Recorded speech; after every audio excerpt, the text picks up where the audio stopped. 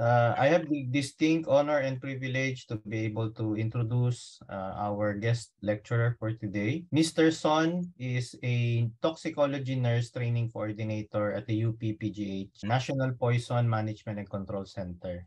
He is a nurse 3 or a charge nurse, yun po yung level ng ranking nila doon sa Philippine General Hospital at the renal unit.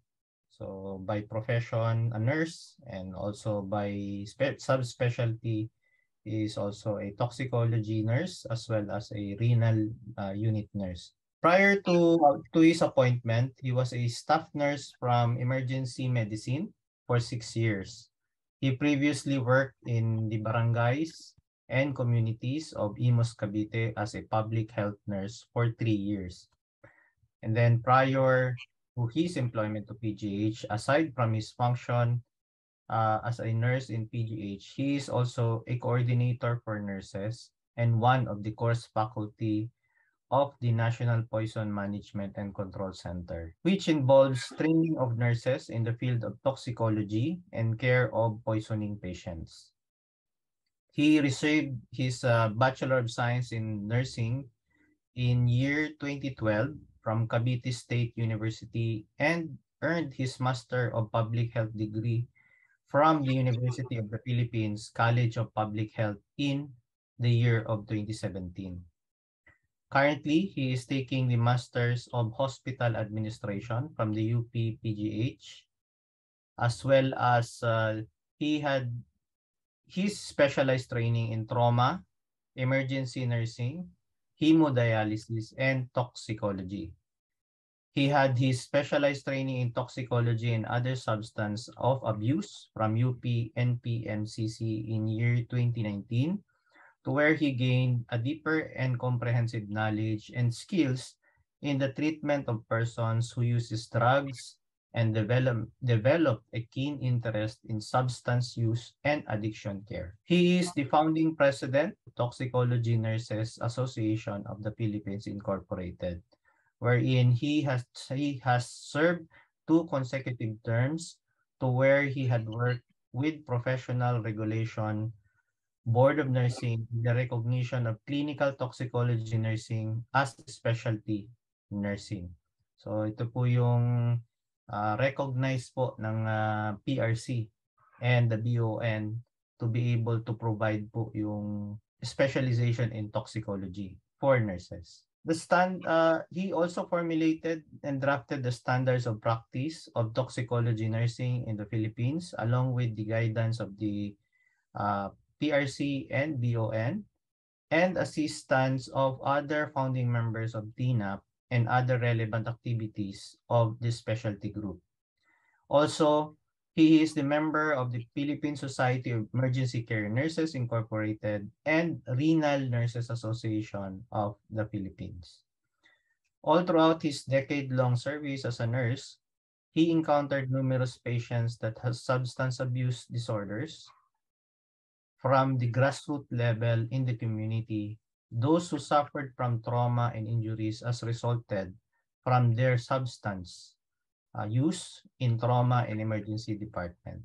And in his involvement in toxicology care of person who uses drugs and substances.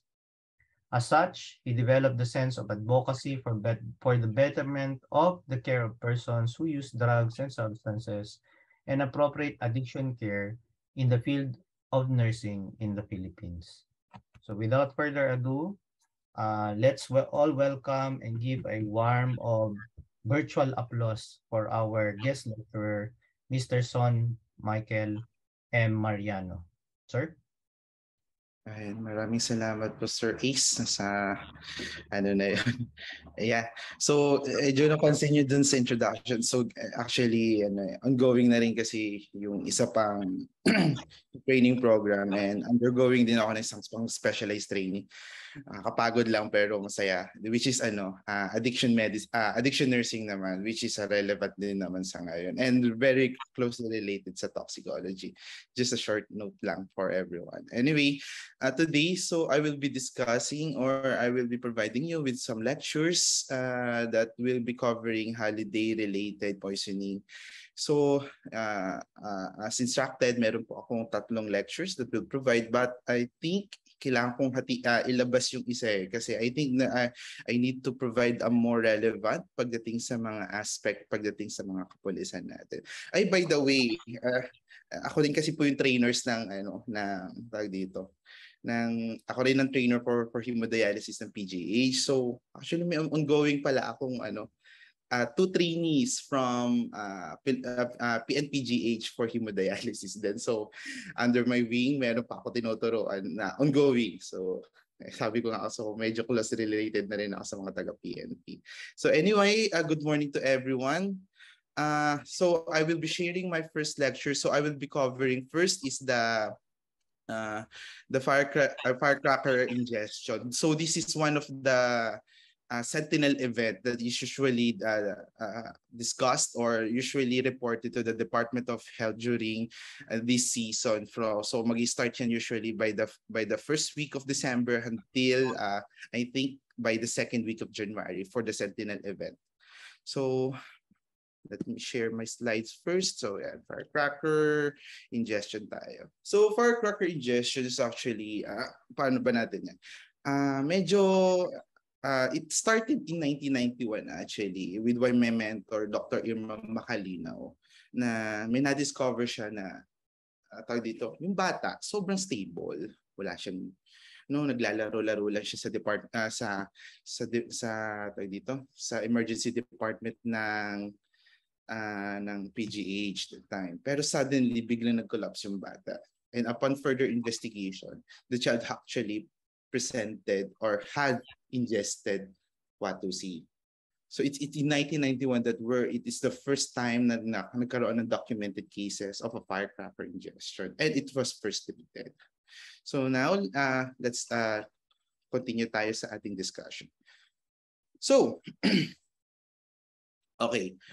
This is a report in year 2019 that covers that. Actually, sinasabi dito that from year 2019 up to the January 1st of the following year, 2020. This is before pandemic. The declaration of pandemic had happened in March 15 of 2020. So this happened before that. So sinasabi dito na may 35% decrease na rin naman ng firecracker-related injuries at the same period of the same year.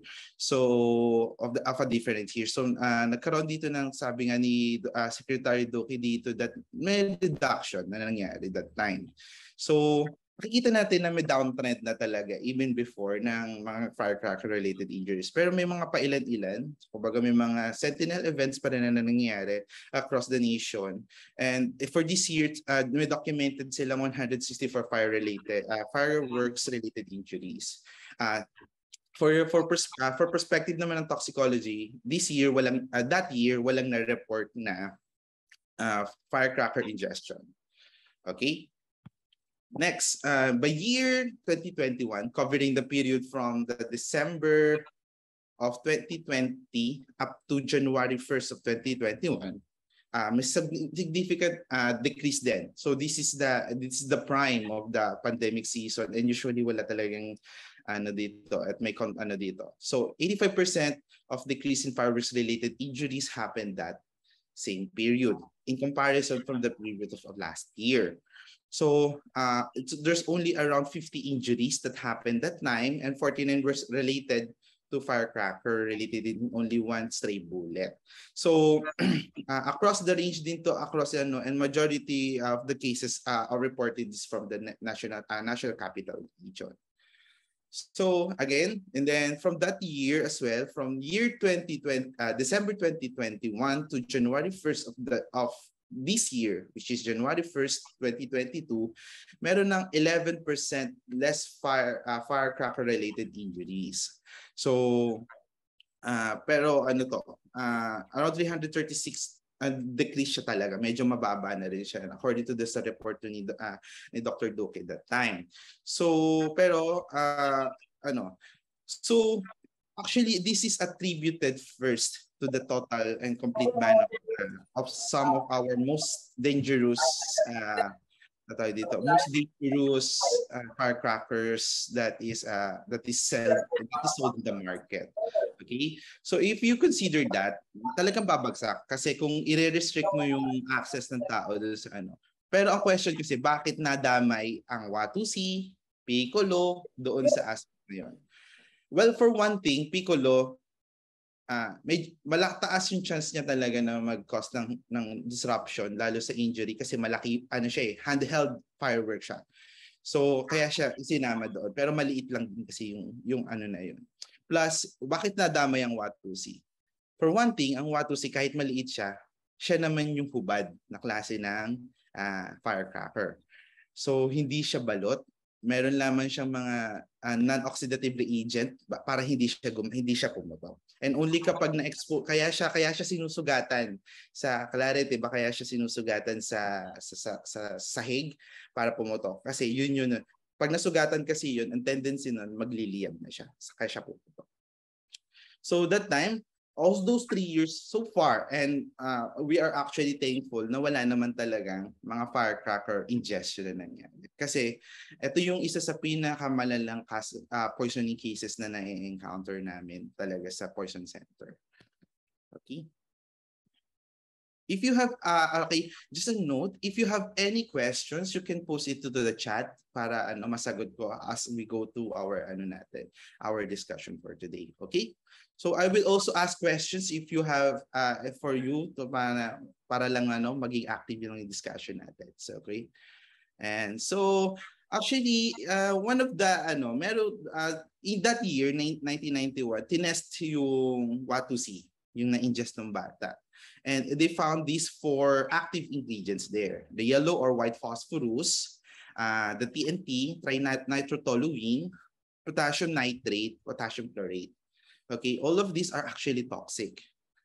Within less than 1 milligram per kilogram, less than 550 to 500 milligram per kilogram, 0.5 to 5 milligram per gram per kilogram, and 50 to 50 gram 500 milligram per kilogram respectively. So medyo toxic sila. And among them, ang pinaka-toxic sa kanila is the yellow and white phosphorus. White, in a very small amount, nagkakos na siya talaga na havoc dun sa katawan ng tao. Okay? So phosphorus, or yung pwede siya i-categorize into 2, which is the white or yellow phosphorus, then the red phosphorus. Red phosphorus is usually bihira nakikita natin yan. Pero ang phosphorus kasi, ang yellow at white phosphorus, ginagamit yan in maraming widespread siya as a luminescent and pyrotechnic ingredient kasi nga, pag yan na-expose sa air, nagliliyab. Usually tinatabihan ang storage yun is usually submerged in water. Ang toxic property niya is usually it is historically used as rodenticide, and I will discuss later bakit siya naging considered na rodenticide. Ginagamit siya pampatay ng daga. So it originates kaya siya tinawag na phosphorus, meaning kasi light bearer. Yun yung Latin term for them. So kapag na-expose ang phosphorus, yung concentrated substance sa hangin, bigla siyang nagliliyab. Okay? So, ang presentation ng yellow na acute phosphorus ingestion is usually divided into 3 phases. Stage 1 is usually vomiting with or without hematemesis, meaning magsusuka ng dugo or wala naman talagang pagsusukaan na nangyayari ng dugo or something. And then severity of symptoms usually vary depending on the amount ingested by the person.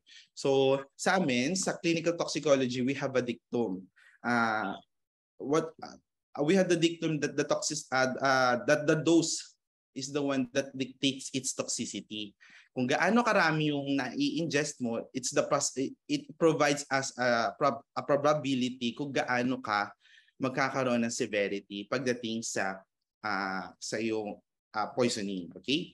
So in stage 2, magkakaroon siya ng convalescent na stage, which is the relatively symptom-free.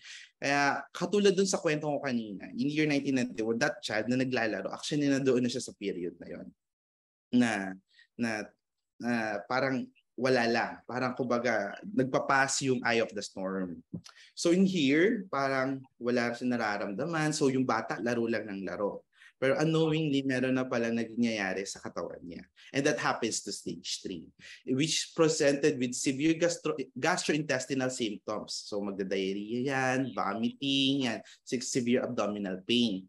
And acute of degeneration of liver with metabolic derangement. Nagkikreate na yan ng havoc sa katawan. Kasi nga, ang unang tinamaan, ang target organ kasi ng white at yellow phosphorus is your liver. So, isa sa mga nagko-correct ng ating mga bodily processes is our liver actually. So if that happens, nagkakaroon siya ng metabolic derangements. Okay? Tapos susunod na dyan ng kidneys, and then may potentially kaya niya na rin ihavok ang ating puso. So that's why nagkakaroon din siya ng significant ECG changes that mimics or that looks like a myocardial infarction. Pa-present din siya like a heart attack. So in that case, in year 1991, ganun yung lumitaw na presentation ng batang ito. So, ano kailangan nating hanapin para para ma-determine natin kung mayroon ba talaga or ano? Like in the service of the police of the law enforcer, meron talaga dapat ng investigation, okay? So sa amin sa clinical toxicology, we provide an investigation in order for us to provide the optimal care and ano yung mga plan and course of action that we need to do. Sa usually is to serve justice, diba?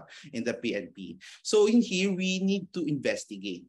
We need to investigate first how much is ingested. Sabi ko nga, yung dictum kasi natin na the dose makes it a poison, yung substance, is that kung gaano karami kasi, it will dictate yung magiging progression. So kung marami-rami yung magiging nakain niya or may potentially, it happens that baka mas malala yung magiging niya. So it affects as well the prognosis of the patient. Okay? Time and mode of administration. Sometimes, ang natin is that minsan, kailangan i-determine natin yung timing.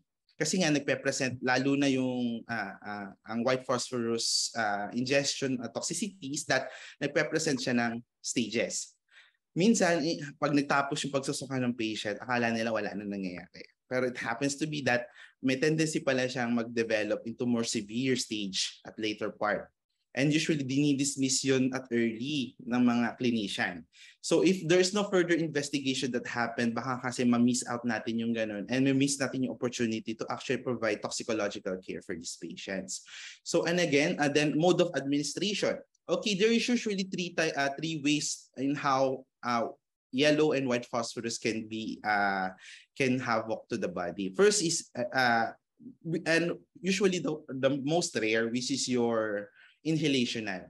Usually ito nangyayari lang to sa mga occupational naman. Meaning may mga gumagamit lang talaga ng yellow and white phosphorus for their preparation ng kanilang mga industries. Kasi pwedeng gamitin ng yellow at white phosphorus pagdating sa agriculture, sa creation ng mga agrochemical products, etc. Tapos, pero yung pinaka nagkakos talaga, yung second pala natin, which is your contact. Meaning, it happens to the contact sa oral mucosa, it contacts yan sa mga skin natin, that magiging corrosive din kasi siya. Lalo na kapag yan nag-i-introduce sa air. Nagiging nako-convert siya into a different substance na siyang nagiging why it becomes corrosive, okay? And then finally, kapag na-ingest natin siya. Pag na-ingest kasi pala ang ating yellow and white phosphorus, this is what happens. Kapag na-introduce kasi siya sa air, ang tendency nako-convert siya to phosphoric acid.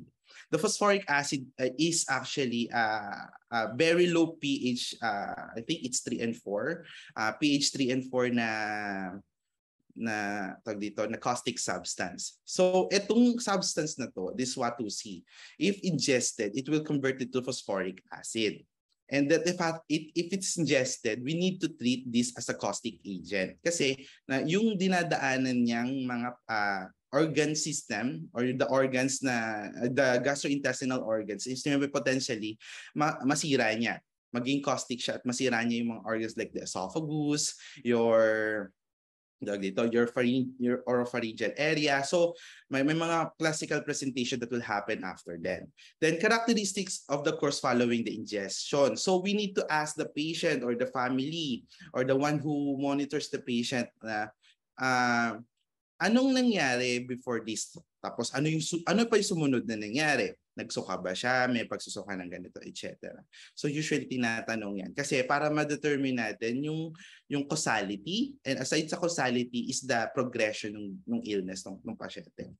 Kasi pagdating sa toxicology, medyo direct to the point ang ating approach. Kasi kita natin at its face yung kanyang mga presentation. Why? Kasi if hindi magyayari ang isang bagay or kung walang direct causation pagdating sa clinical toxicology. Kailangan talaga na may direct causation in order for us to establish that this is a really case of a poisoning. So in this case, it's the Watusi or the firecracker ingestion. So if we provide a physical assessment for that patients, makikita nyo na mayroong cutaneous or skin burns or mucosal burns. And it's known, lalo sa mga bata, yan, common siya lalo sa mga bata na maninipis pa yung balat, maninipis pa yung mucosal orifices nila. So may tendency makita natin na may burns tayo nga napapansin sa kanila. And then, eto pa. Kapag ang tawag dito, ang phosphorus is introduced to the hydrochloric acid meron sa tiyan, ito ang nangyayari sa kanya. Nako-convert na siya phosphine gas. Okay? Nako-convert siya sa phosphine gas. That phosphine gas smells like garlic. So may garlicky smell yan. So minsan kapag naamoy, bakit amoy parang bawang? Ano siya? Pinakamalapit siya sa ginigisang bawang. Ganon. So yung sinuka ng pasyente, maamoy para siyang garlicky or amoy bawang. Or mismong yung feces ng pasyente. Kulare, nagkaroon ng diarrhea yung patient, may tendency mga amoy na para siyang garlic. Yan. Yan yung isa sa mga pathognomonic symptoms or signs ng isang firecracker injury or firecracker ingestion na nangyayari. That's why kapag may tinatawag yung smoking stool, okay, ganito yan. Diba sabi ko kanina, is that kapag nagpasses or nagkaroon na expose sa air phosphorus, ang tendency magliyab siya, right? So in here, ang mangyayari sa kanya is that kapag nagpass na siya sa stool, ang tendency niyan, at nagkaroon siya ng introduction sa air, may mga certain reports that yung feces ng pasyente bigla yang mag-smoke or bigla may mga some reported incidents that happen that biglang nagliliyab yung mga stool nila. So isa to sa mga potentially pwede mo magpa-confirm doon sa suspecha mo na this is a Watusi or this is a firecracker ingestion incident. Okay? So moving on, ang treatment lang naman natin sa kanya is as follows. ABCs of life. So we need to stabilize the patient. We need to ensure na may proper airway siya or adequate yung airway niya, clear yung passage niya.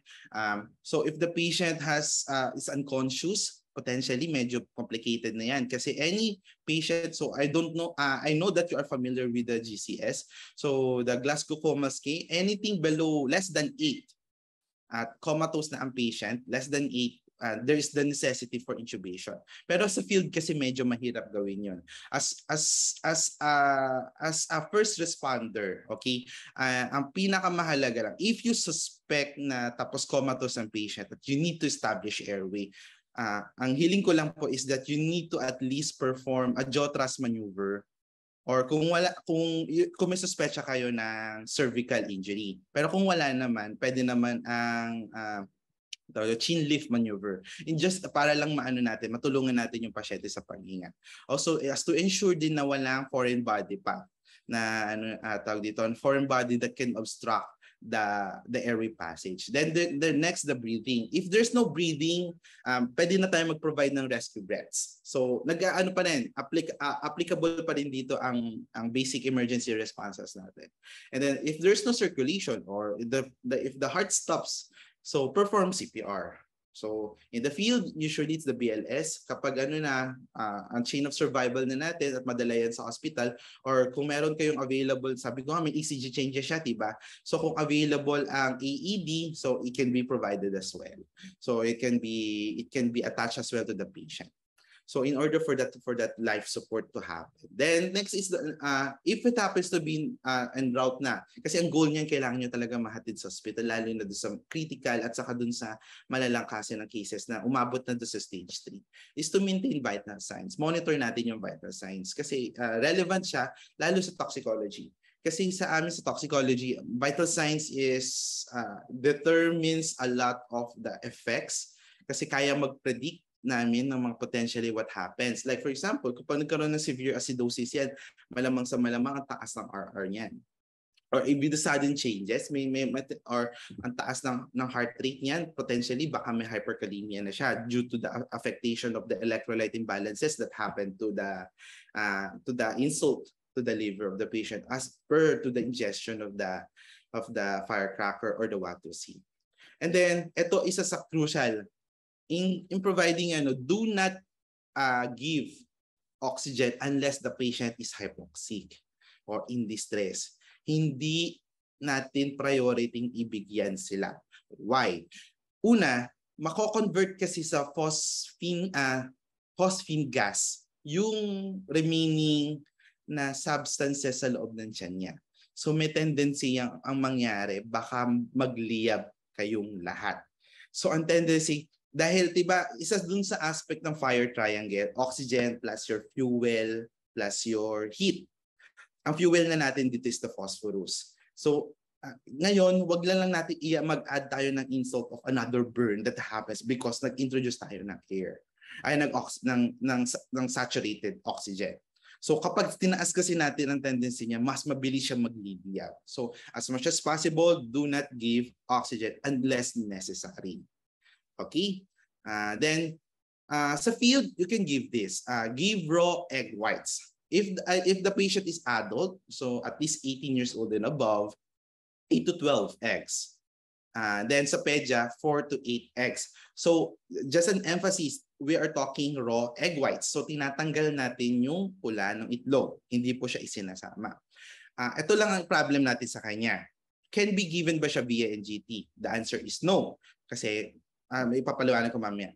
Hindi rin siya pwedeng ibigay. Kasi ang importansya ng demulcent kasi, giving raw egg whites is a demulcent, is that it protects yung gastrointestinal layer para hindi tunawin ng Watusi or magkaroon ng caustic effect dun sa mucosal lining ng pasyente. So that's why we need to. Pero itong problem kasi sa kanya, mahirap ipainom ito. I understand that some people can easily ingest or intake raw egg whites. May mga taong ganun. Sasanay kasing kumakain ng medyo hilaw. Pero some of them actually is hindi.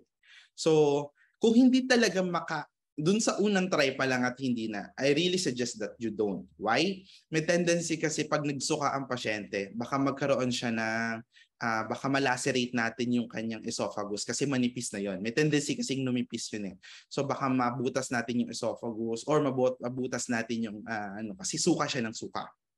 So kung gano'n na, defer. And also do not give raw egg whites to unconscious patients. Hindi mo siya mabibigay. Ibig sabihin it's either too advanced na yung kanyang poisoning or kasi you cannot give it kahit na sabihin natin padaanin sa NGT. Kasi again, do not insert NGT. This for primarily kasi nga this is a caustic. Kapag caustic ang mga substances, we in clinical toxicology do not do that. Why? Kasi aside dun sa yung lining ng tissues ng dinaanan ng caustic substance is numinipis. Pag numinipis kasi yun, tapos blinded yung insertion ng NGT, ang tendency niya there's a high probability na ma-perforate natin yun. Pag na-perforate yun, may tendency niya mag-cause ng sepsis sa pasyente. Kasi nabutas natin at lumalabas na yung kanyang mga gastric juices dun sa extra peritoneal space niya. So tendency magkaroon siya ng sepsis, ng dito ng rigid abdomen, yun yung mga presentation niya na mga nagkaroon ng pumutok na kasi yung ano. And then, do not lavage with NSS solution. Hindi rin effective. Una, hindi kasi din effective kasi ano na to, caustic kasi consider natin caustic yung substance. So we cannot do that na kasi baka mabutas lang din natin yung hollow organ na yun. And then, initially put the patient to meal per RM or wala talagang kakainin, walang iinumin. So bawal din magbigay ng milk kasi iba ginagamit yun as a demulcent. Pero for this case, no. Wala ring water, walang kahit na ano ibibigay sa pasyente. Kasi anything na ano baka may potentially magkano to. And also to that, baka ma-enhance kasi pag kumain kasi ang patient or nakain, no, baka lalong mapabilis yung kanyang absorption. May mga ganong tendencies kasi. So we cannot fully say na mapapabagal niya or kasi may effect din yun pagdating sa absorption ng substance naman into the body. So usually it's a total deferment at initially for patients who ingested caustic substances and WATOC. Okay, continuing on. Yun. So we need, in responding to these cases, first you misunderstand that you need to protect yourselves. Okay? In protection, this is the absolute minimum. Ibig sabihin, ito yung, pwede pa kayong mag-add pa dito, pero ito yung kailangan nyo talaga. First is gloves and ocular protection until the all elemental contamination is actually eradicated or is removed. Okay? Why? Sabi ko nga, yan ang isa sa mga problem natin sa clinical toxicology. What if the responder becomes the affected as well? Kasi minsan pa nag-create niya ng phosphine or nag-liberate siya ng phosphine gas, may tendency ma-inhale mo yun. Or ano. So may tendency na baka ikaw rin yung maapektuhan in the end. So you need to protect yourselves for that matter. So as much as possible, meron kang gloves and meron kang ocular protection. And kung ano sa ngayon din as well, meron din protection, meron din face mask. Caution should be exercised with the contamination, subsequent storage of contaminated clothing. Pag natuyo na po, kasi ganito yan. Pag nag-decontaminate tayo, usually we use water. Pero not all the time. Kasi hindi lahat ng decontamination is wet. Pero for this purpose, for the purpose of this discussion, it's wet. Yung magamit tayo ng tubig. So, ang tendency kasi niyan, kapag yan natuyo at hindi natin properly na store properly yung mga na-decontaminate nating clothing do sa pasyente, baka may tendency sumabog siya. Kasi natuyo na. Wala na yung tubig eh. Sabi ko nga kanina, phosphorus is stable on submerged in water or if it is wet. Pero kapag yan ay natuyuan ng tubig or nawala na yung tubig, may tendency na yang mag-cause ng combustion. Vomitus and diarrhea. So potentially hazardous to due to fire risk. Sabi nga kanina, pag yan na-introduce sa air yung mga may potentially baka magliyab. Kasi may mga some cases nga na reported na yung mga phosphorus ingestion, once nakalabas na sila sa katawan ng pasyente, nagliliyab sila. Any phosphorus fragments removed from the patient as well, as all potentially contaminated clothing items should be kept underwater. So, okay. So, kung meron, kasi minsan, hindi lang WATOC ang baka na-encounter nyo. Baka isang tipak talaga ng phosphorus ang matagpuan or isang bloke or isang pellet. So, as much as possible, kung wet siya, huwag niyo sa tutuyuin. We need to submerge it in water para hindi na siya mag-combust, para hindi siya magliyab. And then fires and explosions are reported during GI decontamination efforts. And smoke from burning white phosphorus is irritating to the eyes, lungs, and should be avoided. Okay, ito yung isa sa mga concerns din. So, diba kapag may nagpapaputok sa labas, usually sakit-sakit sa ilong, given na yun na open air yun. What if nasa isang enclosed space kayo, let's say a kwarto or nasa emergency room. So may tendency kapag ganun ka-concentrated at ganun kayong kalapit sa pasyente, ang tendency niya baka malanghap nyo or ma-irritate yung eyes nyo. So as much as possible, make it wet muna all throughout, then prevent yung mga then proper disposal talaga ang kailangan natin. Continuing on is that decontamination. In decontamination, this is the procedure for the patient. ito lang naman yung bare minimum namin for the field. Okay? We don't usually recommend other interventions outside the field kasi usually nagre-require siya ng marami pang mga materials, maraming resources. So in decontamination, just a note, 70 to 80% of substances can be removed by decontamination. Okay? Ganun siya ka-important. So kahit gaano pa yung karami yung na-ingest ng pasyente, if we don't decontaminate, magdedire-diretso lang din yung ano niya. So if we decontaminate, nalilesen natin, nami-minimize natin yung absorption, yung potentially na ma-absorb na substance. That's why important na may decontamination pa kayo. Okay, so covering and lightly pressing down on any areas with clean cloth, smoking cool water, or a 0.9% sodium chloride solution to limit yung white phosphorus contact with the atmospheric oxygen. Basically, kailangan mo talagang basain yung patient. So, kung ano, at medyo tipak-tipak talaga, babasain mo talaga siya. Before mo siya tanggalan ng ano. Then significant amounts of the white phosphorus will stick to the gauze and remove it 3 to 5 minutes later. Tanggalin mo, dapat basa pa siya ha. And clothing should be removed and freshly soaked gauze immediately applied to the skin beneath to prevent remaining phosphorus that pass through the fabric from igniting. So okay, so ito yon. So kapag ganun, kailangan mo talaga i-submerge yung mga gauze na pinagamitan mo to the water. And finally, large amounts of cool water can be used to remove any phosphorus fragments. So drench talaga, paliguan si pasyente. Kasi we don't know.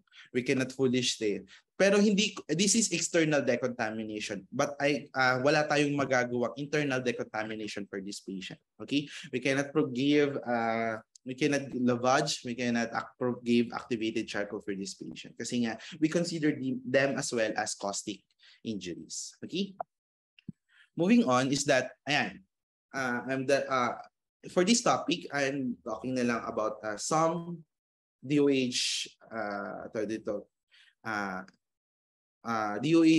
promotional health promotion material. So we can find it actually in the internet. So in the DOH, sabi nila as an immediate treatment for Watosi poisoning, sabi ko nga rin kanina, if ingested, do not induce vomiting. Okay? Aside na potentially magliyab or sumabog, may tendency rin siya, baka mabutas din natin yung hollow organ. So we totally differ. Inducing, ibig sabihin pasusukahin. No, we will not do that.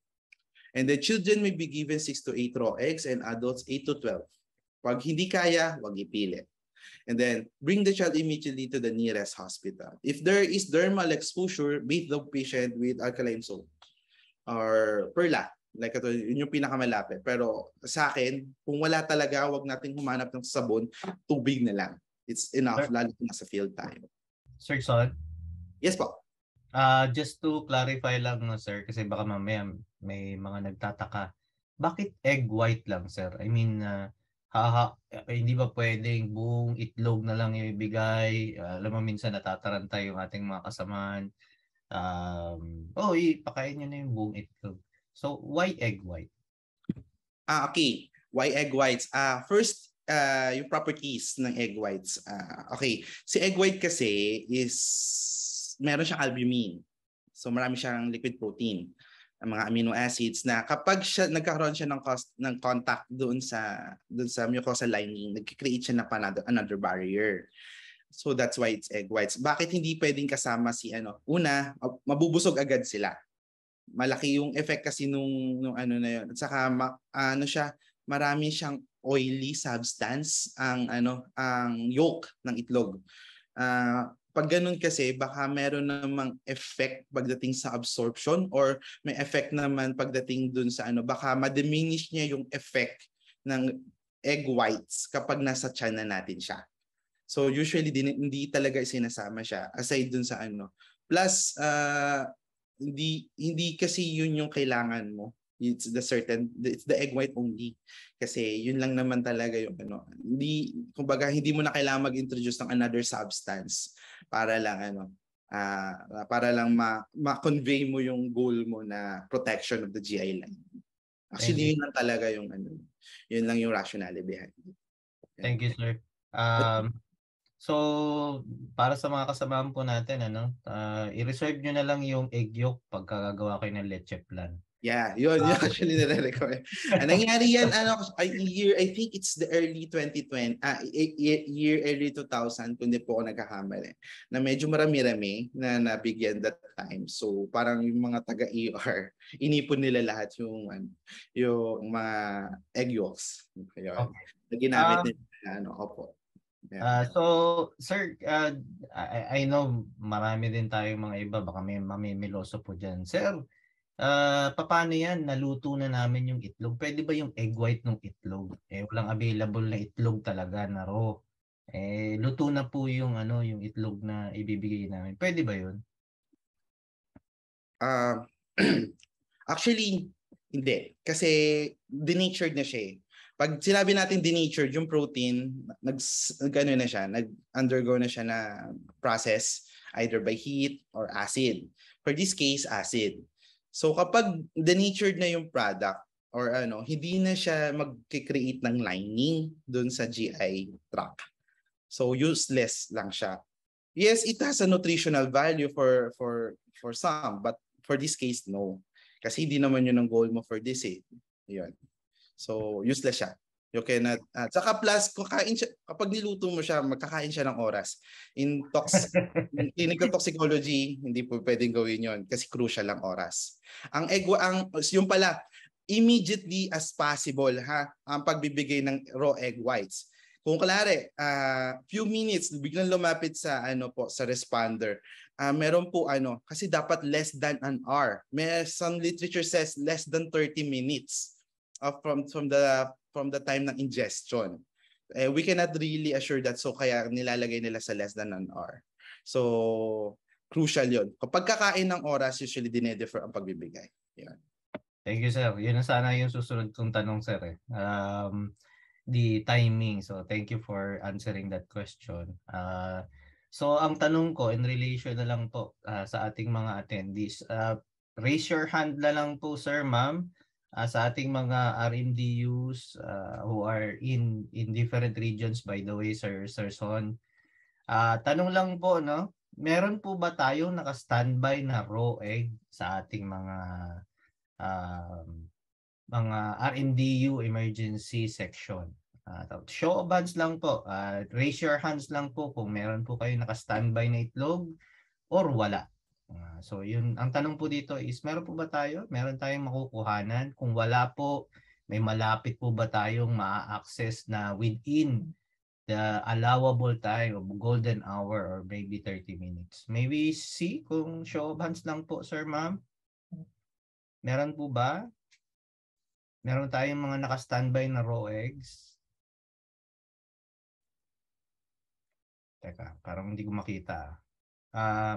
Ma'am Rose, nakikita niyo po ba sa inyong, ayan, may nag-raise na ng hands, 3. So 3 pa lang po ang nagre-raise ng hands. Okay, 10 more seconds. Tingnan natin. Ang RMDU 1 meron, RMDU 13, RMDU Mimaropa, RMDU 5, okay.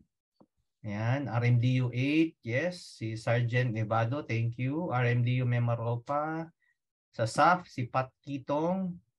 RMDU 7, yes. EPD, meron din daw sila. Alam ko sa EPD, malapit lang kayo sa palengke. RMDU 3, yes, okay, good. Okay, sige sir. So far, I hope sir, ma'am, naging our eyes are open to this. Thank you for sa 11 participants who raised their hands. You are prepared for the coming. Sana po, walang magpaputok ng Watusi. Paano kung meron? No? So last question, sir, in relation to what you have already delivered, sir. How about, sir, yung perla? Nabanggit niyo po, sir. No? Dati, sir, hindi ko pinapansin yung perla na yan eh. Pero ang bango kasi ng perla, kaya ginagamit ko yan nung araw. Nga lang, in the recent times, hindi ko, sir, na-realize, sir, na meron pala silbi yung perla na bukod sa mura siya, accessible pa sa mga ating mga tindahan. aba, meron palang silbi ito sa poisoning. So sir, just to reiterate lang po sir, no, how come Perla is the preferred? We're not endorsing, by the way, the the PNP is not endorsing Perla, pero it's just so happen na ba't nga ba sir Perla? How Ah, come? yes, yes. So actually, why Perla is that siya yung pinaka-mild among the soap na mura. Siya yung una. Yun kasi economic, yung una is the economic value. Pangalawa, ano siya eh, actually, siya yung yung formulation ng Perla is lapit sa formulation ng Ivory soap. Familiar kayo? I don't know kasi nawala sa market na yung Ivory soap eh. Pero yung Ivory soap, Yeah. lapit siya sa Dove kung di ako nagkakamali. Pero siya din kasi, si Perla din kasi yung pinaka-less yung mga additives. Mabango siya pero hindi siya ganung kabango. 'Di ba? Hindi compared to other soaps na meron sa market. Ano, kasi why? Kasi yung mga additives na yun can potentially react to any substance. Kaya doon lagi sa pinaka-less na na formulation ng mga soap na available sa market. And then as I understand, no sir, this is an alkaline soap. So yes, it's an alkaline soap. Almost all naman po sir na is alkaline soap. Pero ang mga acid soap natin is like wag po gagamit ng sabon na acidic like Kojic soap. Yung mga ginagamit sa mukha. Ayan. Yes, sir. May mga acetylsalicylic, may mga salicylic soap po kasi. So we tend to not use that kasi mga acidic soap yung mga yon. Yung mga basic soap na natin or alkaline soap is usually yung ginagamit natin sa panlaba. Pinakamalapit po siya. Pero kasi yung sa panlaba medyo mataas kasi yung nila, yung oxidative properties, yung OH property niya. Pag pinag-usapan na yung so ang tendency medyo nagiging doon na siya sa range ng sobrang baka magkaroon naman ng alkaline burn naman sa kabilang side. Si Perla kasi doon lang siya sa range ng 7 to 8 na hindi masyadong hindi masyado siyang alkaline corrosive. So siya yung kaya siya yung nagiging substance of choice, soap of choice pagdating sa mga decontamination. Again, no sir, ma'am, hindi po namin pinopromote si Perla. It's just so happen economically, ito yung pinakamura. And the same time, it has the properties needed para po pang combat ng ating Watu-C poisoning. Anyway, again, no, katulad nung kanina sa itlog, pakibaba muna po natin yung mga kamay natin. Pakibaba lang po muna. Ang tanong ko naman po ngayon, sir, ma'am, meron po ba kayong Perla diyan sa inyong emergency kit? Meron po ba tayo? Please raise your hands again. Show of hands ulit po sa mga participants. Let's see kung meron po tayong Perla. Again, hindi po natin pinopromote ang Perla. Baka lang po may magsabi, ba't Perla yung pinopromote nila? Okay, RMDU 8, FPD, RMDU NCRP. NCRPO, QCPD, yes. RMDU 5, RMDU 4A, RMDU 3. Si Patkitong ulit, RMDU 13, yes. Diyan sa mga bahay po ninyo, sir, ma'am, meron po ba tayo? Yun ang tanong, di ba? Baka mamaya binabaliwala natin yung Perla natin. So anyway, meron po tayong several po na nag-raise ng hands. Thank you. PNPA din po, si Sarge Nibado and Memaropa. Okay. RMDU 7, yes. Okay, so thank you for participating po with our short discussion kung sino po yung available. NPTI din po nag-raise ng hands. So thank you very much po, Sir Son. Sorry na istorbo ko yung okay lang po. Actually, kailangan lang natin i-break yung momentum ng konti and then reflect din natin doon sa ating mga participants if they're still participating. So sige po, maraming salamat po. Yan po. So yan again, yan po yung mga the DOH presented to mga health promotion materials po natin ito. And you can actually get it in the internet as to guide you. Just a note po may napansin lang akong error nila. Actually ito sa mga ko sa public health promotion. It's not 500 to milligram 50 to 100 milligrams. It's 50 to 100 milligrams per kilogram. lethal dose yung pinag-uusapan. And so it's wrong nila yan. Anyway, just a note for everyone. Yan po. Ayun pala, hindi ko pala na-discuss kanina bakit palatable sa bata at bakit bata ang laging nadadamay pagdating sa piccolo and Watashi poison. Yung packaging nila pala is very attractive. Mukha siya talagang mukha siyang laruan. Diba? It's colorful, tapos ang liit-liit, kayang i-handheld ng isang bata. So, yun. That's why. Okay? And then finally, ito yung mga short dun sa discussion natin. Ito yung mga pwede nyo gawin sa mga units nyo. Ayun. Dun sa Perla, hindi po siya pero ang dami talaga namin gamit sa kanya. Lalo sa talks. Ang dami namin gamit sa kanya. Pero kung wala, tubig is enough to actually, kung wala talaga. Kasi mamaya, maghanap tayo ng Perla, may tendency kakain ng oras. Crucial yung oras natin sa ganitong aspect. Okay? From the group, sige po, pwede nyo na ibaba para makita ko kung meron any questions from the group. Oo nga sir, natandaan ko nga sir yung training ninyo sir sa amin noon before. Minsan na mabaliwala yung mga ganyang bagay just because wala lang awareness. Pero when we are all aware na meron pala, I think these are very important things na kailangan natin na nandyan sa ating emergency kit. Imagine niyo na kapag hugas ka na, may pang anti-poison ka pa. Yeah, yun po siya. Yun. Meron yata nag-raise ng hands, RMDU8. Yes? Do you have any question? RMDU8? Sir, ma'am? Do you have any question for our... No, sir. No, sir. Okay, sige.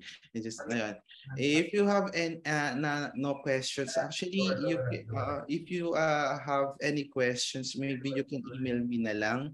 I will post the email here sa natin, sa chat box. Para if you have any questions, you can ask it directly to me. Okay? Meron yata, sir.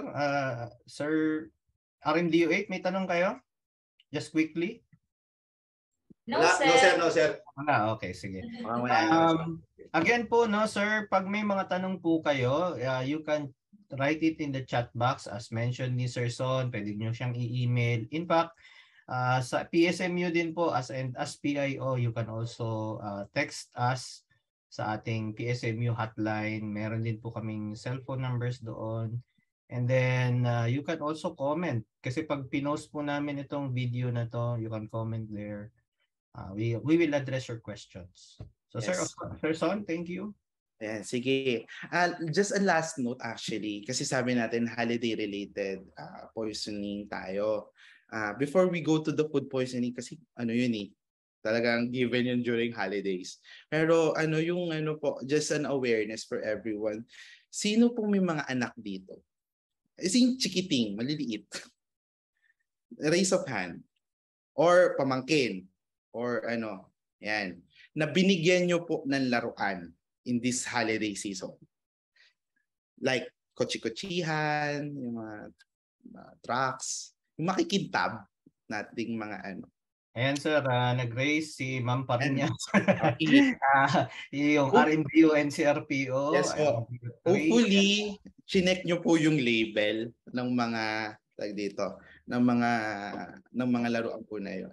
Kasi may mga reports po kasi, even as of now, even though kasi inaano na natin, na may mga reports po kasi tayo na mataas sa lead. Yes. Yeah. Lalo yung mga reports po ng Eco-Waste Coalition na medyo mataas sa mga heavy metals. Why? Crucial kasi sa bata na hindi sila magkaroon ng exposure sa lead. Yan. Aside to that, marami pang mga microplastics na makikita din sa mga yan. So, dapat binabantayan talaga natin yung mga labels ng mga nabibili natin. So, just an awareness from everyone. Yan yung isa sa mga potentially na binabantayan po talaga during, aside sa firecracker ingestion, is yung mga exposure pagdating naman sa mga laruan natin. Kasi yung iba sa kanila, mataas talaga sa lead. Lalo yung hindi naman lahat pero lalo yung makikintab na may pintura. Yan. So, sir, some of them.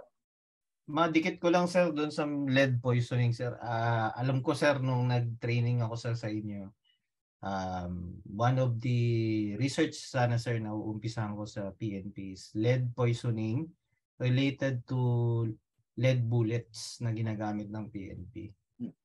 This is in relation also na we are always exposed sa Philippine National Police in gunpowder residues as well as yung ating lead bullets. So, although wala pa sir, wala pa akong naririnig ng lead poisoning within the Philippine National Police. Wala pa. It is our hope sana na magkaroon ng study ito. And I know sir nung napag-usapan natin sir sa National Poison Management and Control Center na this will be a joint program sana that we in the PNP as well as the NPMCC would be able to collaborate in order for us to produce necessary studies and statistics. Now, in relation to that, sir, ma'am, I know hindi rin natin, sir, maiiwasan kasi nasa bahay yung pulis. Bit-bit niya yung baril niya. Minsan may bullet kung saan-saan lang sa lugar ng bahay. Lalo na pag hindi marunong magtago yung tatay o nanay na pulis. Wag naman sana. Andun si Totoy, andun si Ineng. And then nakita niya yung shiny object na kung tawagin is bullet, nilolon. Or kaya na-ingest, hindi natin masabi. Or ninat-ngat. Ayun. These are lead poisoning pa rin. Again, sir, ma'am, wala pa rin po tayong study dito. But it's very very important po, especially for our kids. Kasi although off topic naman po sir ito, baka kasi may mga kasamaan po tayong mga mahilig mag happy birthday, putok-putok, wag naman sana. Pero just in case po sir, no, it's very important po kapag nag-firing po tayo, we wash our hands, we change our clothes before po tayo umuwi ng bahay. Kasi it might be yung mga micro shreds po ng ating lead bullets that could have exposed us during our firing might be transferred and inhaled and probably ingested by our kids pag umuwi tayo sa bahay. So again, public service announcement lang ko. Yeah. And kasi po, just a note, nakakababa po kasi ng IQ, lalo sa bata po. Yun kasi yung niya, effects niya sa bata. Nakaka-stunt ng growth, tapos nakaka-anemia, plus nagkakos din siya ng global retardation sa bata. Sa adult, ang presentation usually lang yan, anemia, hypertension, pero usually ang naghahabak talaga sa bata. And ang lead levels kasi, there's no safe levels na exposure. Kasi to some level, kasi pagdating sa tox, you cannot say talaga na ay ang konti lang. Pero pagdating sa lead, wala. Hindi natin pwede, ang konti lang ng exposure ko. So that's why I interjected here yung mga ganun po. Kasi sabi nga natin, as much as we wanted to give joy to these children, pero baka potentially pala nakapagbigay pa tayo ng potential harm sa kanila. So that's it. So yeah, so that concludes my first lecture and maraming salamat sa pakikinig. Back to you, Sir Ace. Thank you, sir. So before we continue, sir, okay lang po ba? 5 minutes break lang po para sa ating water break and baka may mga nagkakaroon na ng necessities dyan. And we will also give a chance for our personnel to be able to chat us. Baka may mga additional tanong po tayo. So unang lecture pa lang po ito, no? These are firecracker related incidences.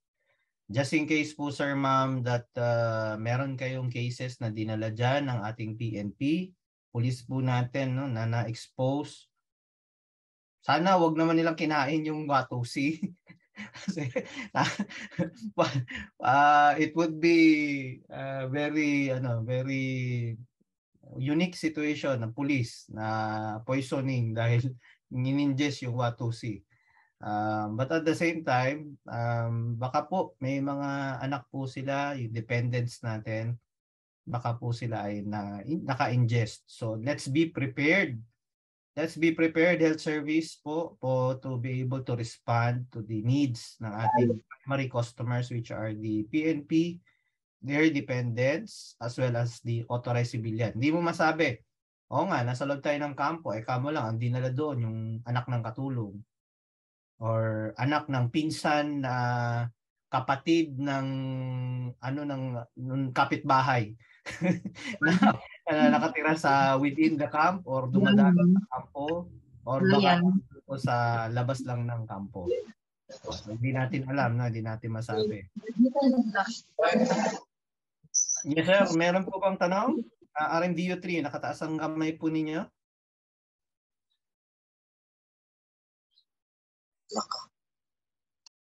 Yes, sir. Ma'am, RMDU3?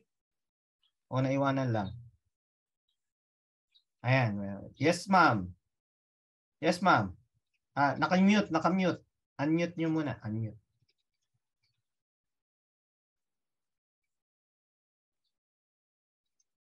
Yes, ma'am.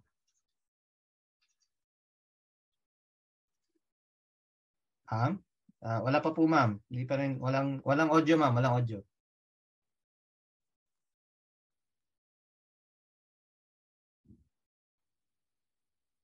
Yes po.